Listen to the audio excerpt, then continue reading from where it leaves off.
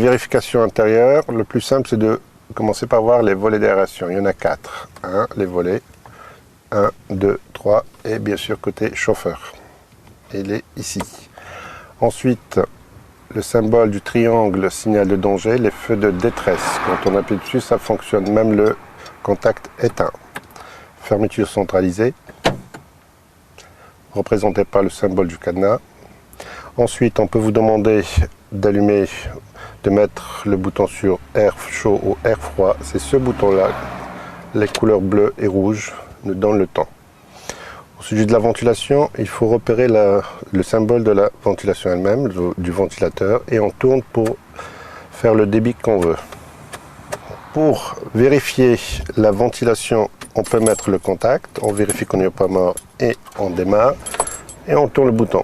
Comme ça, on a le débit qu'on veut. Pour la lunette arrière, le dégivrage, c'est ce bouton-là. On appuie dessus et on a le témoin lumineux. Ça ne peut pas fonctionner si le moteur il est éteint. Le dégivrage de la lunette avant, donc du pare-brise, c'est ici. Le symbole représenté ici. Pour diriger l'air dans l'habitacle, que ce soit pour le visage, les pieds, il n'y a qu'à tourner ce bouton dans le sens qu'on veut pour obtenir ce qu'on veut. Au niveau du volant, on peut vérifier le symbole du klaxon. Donc on peut vous demander de le montrer mais sans l'actionner. Donc c'est ici. Au niveau de l'airbag, le coussin gonflable de sécurité, on en a deux. Un au niveau du volant pour le chauffeur et le suivant pour le côté passager. Alors au niveau du côté passager, si on transporte un siège dos à la route, donc transporter un enfant, il faut ne pas oublier de le désactiver avec la clé de contact. Si on vous demande de mettre le rétroviseur intérieur en position nuit, on appuie sur le bouton ici, tout juste en dessous, sans le tenir, on appuie dessus. Voilà. Comme ça, de nuit, on n'est pas ébloui et on voit toujours la position des véhicules derrière. On le remet en position initiale. Voilà. Au niveau du pare-soleil, si on vous demande de l'enlever, de le mettre côté chauffeur, donc vitre extérieure gauche, et le remettre à sa place, il ne faut pas hésiter. C'est une phrase longue au niveau de la question, mais bon, il faut faire attention, c'est tout.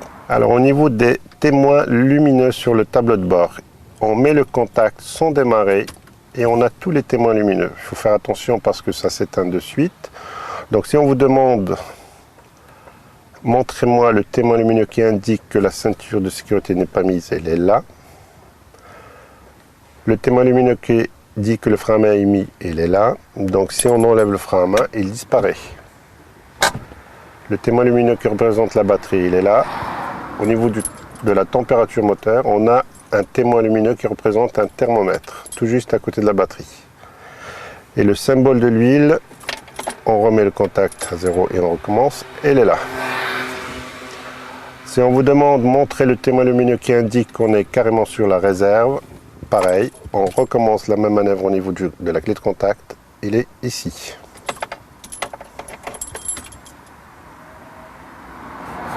Je reviens sur le témoin lumineux du frein à main. Quand on est à l'arrêt, donc frein à main mis, il est en fonction. Maintenant, quand on est en circulation normale à 20, à 10 ou à 100 à l'heure, logiquement le frein à main n'est pas mis. Donc ce témoin, s'il s'allume en cours de route, cela implique qu'il y a un manque de liquide de frein. Alors maintenant au niveau des lumières, on a la manette ici. On a les repères, les symboles. Donc si on veut allumer, si on vous demande d'allumer les feux de position, on tourne une fois. On a le témoin lumineux vert ici, la petite veilleuse. Les feux de croisement, on tourne une deuxième fois. On a le témoin lumineux représenté ici, toujours de couleur vert. Les feux de route, on tire la manette elle-même vers le volant. Voilà. Et on a le symbole bleu. Feu de route, le symbole il est de couleur bleue. Pour l'arrêter, on tire une deuxième fois. On passe en feu de croisement. Si on vous demande d'allumer les feux de brouillard avant, on a la bague en plein milieu. On tourne vers le ciel, donc en haut, on tourne une fois et on a le symbole des feux de brouillard avant. Les feux de brouillard arrière, une deuxième fois toujours dans le même sens, donc dans ce sens toujours, et on a le témoin lumineux qui représente les feux de brouillard arrière de couleur orange. Au sujet des essuie-glaces, pour devant, on les remonte seulement dans ce sens. Il y a 3 crans. Le premier cran, c'est quand il ne pleut pas beaucoup, donc par intermittence, ça fonctionne automatiquement. Il pleut un peu plus fort, on rajoute l'intensité. Et s'il pleut très fort, hop, on remonte. Voilà, pour les arrêter, on descend. Éventuellement le coup par coup quand on décide, vers le bas. Toujours le coup par coup. Si on vous demande de mettre le lave-glace, de faire fonctionner le lave-glace, on tire la manette vers soi.